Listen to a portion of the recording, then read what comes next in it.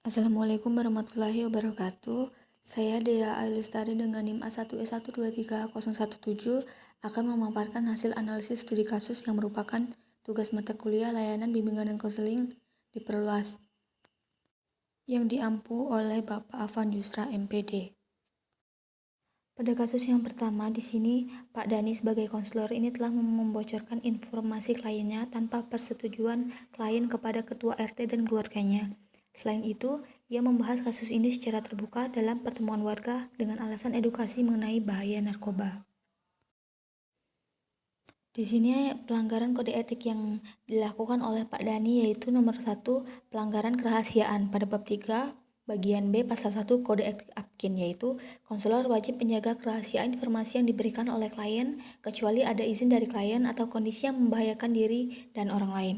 Yang kedua yaitu pelanggaran hak klien bab 3 bagian A pasal 1 kode etik APKIN, yaitu setiap klien berhak mendapatkan perlindungan privasi dalam sesi konseling. Kemudian yang ketiga, pelanggaran prinsip profesionalisme pada bab 4 bagian A pasal 2 kode etik APKIN, yaitu konselor harus memberikan layanan berdasarkan prinsip profesionalisme dan tidak menyebarluaskan informasi yang bisa merugikan klien. Hal yang seharusnya dilakukan oleh Pak Dani adalah seharusnya membahas terlebih dahulu dengan klien mengenai tindakan yang akan diambil dan meminta persetujuan klien. Kemudian jika terdapat resiko yang membahayakan, Pak Dani bisa mendiskusikan dengan tenaga profesional lain, bukan mengungkap informasi dalam pertemuan warga. Kemudian yang terakhir yaitu Pak Dani perlu mengikuti pelatihan lebih lanjut untuk mengenai etika profesi agar memahami batasan dalam menangani kasus sensitif seperti ini. Pada kasus kedua, disebutkan bahwa Bu Sari ini adalah seorang konselor di lembaga konseling keluarga di kecamatan setempat. Kemudian Bu Sari ini menjalin pertemanan dengan kliennya. Kemudian kliennya meminta bantuan pribadi kepada Bu Sari, namun kemudian Bu Sari ini memberikan perlakuan istimewa dalam sesi konseling. Terdapat beberapa dampak potensial dari hubungan dua relationship antara Bu Sari dengan teman dekatnya merupakan kliennya ini, yaitu yang pertama, hubungan ini dapat mengarah pada bias dalam memberikan layanan. Bu Sari juga bisa memprioritaskan kliennya dibanding klien yang lain yang berpotensi menyebabkan ketidakadilan dalam layanan konseling, kurangnya netralitas dalam memberikan bantuan, kemudian sulitnya konselor menjaga batas profesional dalam mengatasi klien secara objektif. Terdapat beberapa pelanggaran kode etik yang dilakukan oleh Bu Sari, yaitu yang pertama yaitu pelanggaran profesionalisme terdapat pada bab 3 bagian A pasal 2 kode etik APKIN, yaitu konselor harus bersikap adil dan tidak memprioritaskan klien tertentu secara tidak profesional. Kemudian kedua, penyalahgunaan wewenang dalam bab 4 bagian A pasal 5 kode etik APKIN, yaitu menggunakan hubungan konseling untuk kepentingan pribadi dan melanggar etika profesi. Hal yang dapat dilakukan oleh Bu Sari dalam situasi ini adalah yaitu pertama, Bu Sari harus menjaga batasan profesional dengan klien dan tidak meminta bantuan pribadi. Kemudian, jika hubungan pertemanan sudah terjadi sebelum konseling, sebaiknya Bu Sari ini merujuk Dina ke konselor lain.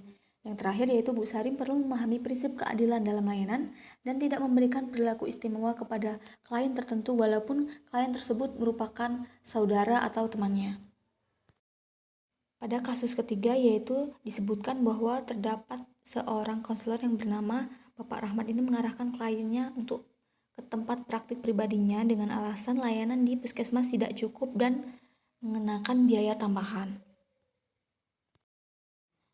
Dalam kasus ini, Pak Rahmat telah melanggar dua kode etik, yaitu yang pertama pelanggaran konflik kepentingan pada bab 4 bagian A pasal 5 dalam kode etik APKIN, yaitu konselor ini tidak boleh menggunakan posisinya untuk keuntungan pribadi. Disebutkan bahwa Pak Ahmad mengarahkan klien untuk berkunjung ke tempat praktik pribadinya dengan alasan puskesmas tidak cukup dan mengenakan biaya tambahan. Kemudian yang kedua, penyalahgunaan wewenang pada bab 3, yaitu menyarankan layanan berbayar kepada klien yang ditangani di tempat kerja resminya. Hal yang seharusnya dilakukan Bapak Rahmat adalah memberikan layanan yang optimal di puskesmas tanpa mengarahkan klien untuk ke tempat praktik pribadinya. Kemudian yang kedua yaitu jika membutuhkan layanan lebih lanjut, sebaiknya ia merujuk klien ke lembaga resmi yang relevan. Dan yang terakhir yaitu perlu ada pengawasan dari pihak berwenang untuk memastikan profesionalisme dalam layanan publik yang dilakukan oleh Pak Rahmat. Pada kasus nomor 4 disebutkan bahwa seorang konselor yakni Ibu Maya menangani klien dengan trauma berat tanpa memiliki keahlian dalam bidang tersebut dan tidak merujuk ke profesional lain meskipun kondisi klien memburuk. Namun Ibu Maya ini tetap percaya diri bahwa dia mampu untuk membantu kliennya dan tidak memerlukan bantuan profesional lain. Pada kasus ini konselor telah melanggar 2 kode etik, yaitu pertama, pelanggaran batas kompetensi, yakni konselor harus memberikan layanan sesuai dengan kompetensinya dan merujuk klien jika diperlukan. Kemudian yang kedua, pelanggaran prinsip tanggung jawab dan profesional, yaitu konselor harus mengutamakan kesejahteraan klien dan tidak memaksakan diri menangani kasus di luar kompetensinya. Hal yang dapat dilakukan Ibu Maya dalam situasi ini adalah menyadari keterbatasannya dan merujuk Anita ke psikolog klinis atau psikiater lain yang lebih berkompeten. Kemudian Bu Maya ini perlu mengikuti pelatihan lanjutan jika ini menangani kasus trauma berat. Kemudian yang terakhir yaitu organisasi tempatnya bekerja perlu memiliki prosedur rujukan yang jelas dalam kasus yang memerlukan keahlian khusus seperti ini. Pada kasus kelima ini disebutkan bahwa seorang konselor yaitu Pak Tono melakukan tes psikologi walaupun dia ini tidak memiliki kompetensi dalam interpretasi tes tersebut. Nah, tetapi Pak Tono mengklaim bahwa ia memiliki wewenang penuh sebagai konselor untuk melakukan asesmen psikologi. Terdapat 2 kode etik yang telah dilanggar oleh Pak Tono. Yang pertama yaitu penggunaan alat ukur, yaitu pada Bab 3 bagian B pasal 6 dalam kode etik Apkin, yaitu konselor hanya boleh menggunakan alat asesmen yang sesuai dengan kompetensi dan pelatihan yang dimilikinya.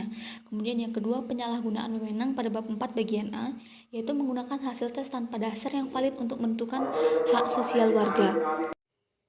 Karena asesmen ini tidak bisa dilakukan dengan hanya mencomot dari internet. Dalam kondisi ini seharusnya Pak Tono tidak boleh menggunakan tes psikologi tanpa sertifikasi yang sesuai, apalagi hanya mencomot dari internet. Kemudian yang kedua, penilaian kelayakan bantuan sosial ini harus dilakukan oleh tim yang memiliki kompetensi dalam asesmen sosial.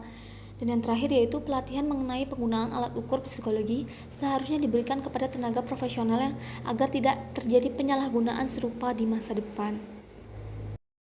Prosedur yang seharusnya diikuti dalam pelaksanaan asesmen dalam konteks masyarakat ini yang pertama yaitu bekerjasama dengan psikolog atau tenaga ahli yang memiliki kewenangan dalam administrasi dan interpretasi asesmen.